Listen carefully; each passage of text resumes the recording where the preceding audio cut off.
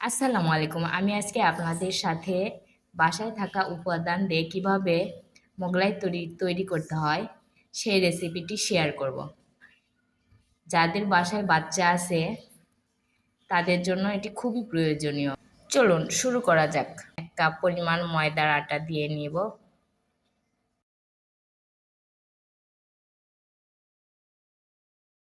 লবণ, half table চামচ চিনি। এরপর আমি এই মিশ্রণে পানি ঢেলে মিশ্রণটি মাখিয়ে নিব।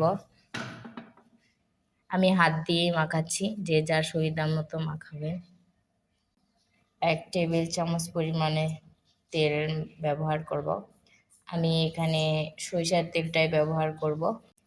এরপর তেল দিয়ে এই আটাটি ভালোভাবে মাখিয়ে নেব।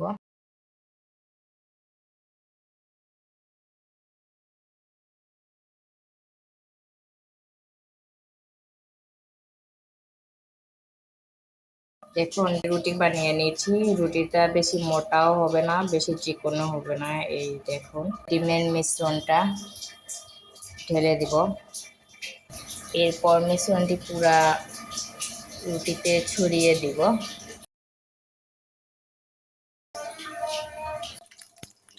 এখন আমি মোগলাইটি দিয়ে দিব।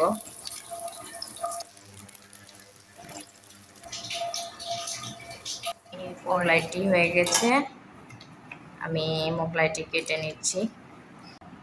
এই দেখুন কেটে নেওয়ার পর আমার মোগলাইটি